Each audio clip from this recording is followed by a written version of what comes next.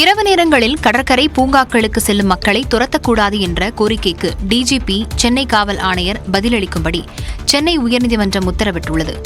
சென்னை திருமங்கலத்தைச் சேர்ந்த ஜலீல் என்பவர் தாக்கல் செய்த மனுவில் கோடை வெயிலின் தாக்கம் அதிகமாக இருப்பதால் சிக்னல்களில் பசுமை பந்தல் அமைத்து சென்னை மாநகராட்சி நடவடிக்கை எடுத்துள்ள வேளையில் கடற்கரை பூங்காக்களை நாடும் மக்களை இரவு 9:30 மணிக்கு மேல் காவல்துறையினர் துரத்தி விடுவதாக புகார் தெரிவித்துள்ளார். கடற்கரை பூங்காக்களுக்கு வரும் மக்களை பின்னிரவு வரை அனுமதிக்க கோரி டிஜிபி மாநகர காவல் ஆணையருக்கு மனு அளித்தும் எந்த நடவடிக்கையும் எடுக்கப்படவில்லை எனவும் மனுவில் தெரிவித்திருந்தார். இந்த மனுவை விசாரித்த நீதிபதிகள் சுவாமிநாதன் மற்றும் பாலாஜி அமர்வு டிஜிபி மற்றும் சென்னை காவல் ஆணையர் ஆகியோர் பதிலளிக்க உத்தரவிட்டு விசாரணையை ஒத்திவைத்தனர். உன் டி-ஷர்ட்டை பார்த்தாலே நீ என்ன சாதி என்று தெரிகிறது என்று தனியார் நிறுவன ஊழியரை வாடிக்கையாளர் ஒருவர் வசைப்பாடியதாக புகார் எழுந்திருக்கிறது. புதுச்சேரி பாகூரைச் சேர்ந்த கிருஷ்ணன் என்பவர் நெல்லித்தோப்பு மறைமலை அடிகள் சாலையில் உள்ள சிசிடிவி ஷோரூமில் கம்ப்யூட்டர் ஆபரேட்டராக பணிபுரிந்து வருகிறார்.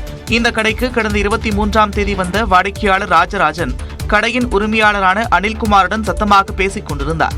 இதனை அருகிலிருந்து பார்த்துக் கொண்டிருந்த கிருஷ்ணன் சத்தமாக பேசுவதால் வேலை செய்ய இடையூறாக இருப்பதாக ராஜராஜனிடம் கூறியுள்ளார். இதனை கேட்டு ஆத்திரமடைந்த ராஜராஜன் உடனடியாக கிருஷ்ணனை சரமாரியாக திட்டத் தொடங்கினார்.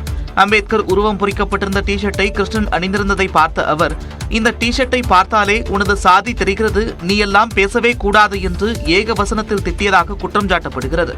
ஸ்போர்ட் டிஷர்ட்டில் அம்பேத்கர் ஃபோட்டோவை பார்த்துட்டு அவர் நீ எந்த ஜாதிக்காரன் எனக்கு தெரியுது, நீ எல்லாம் என்கிட்ட பேசுகிற அளவுக்கு தகுதி நீ எந்த ஜாதிக்காரன் நாயன்னு தெரியுது, நீ எல்லாம் என்கிட்ட பேசுகிற தகுதியோட இருக்குதுன்னு சொல்லிட்டு எனக்கு திட்டிட்டு, இல்லை சார் நான் வெளில போட நாயன்னு சொல்லிட்டேன்.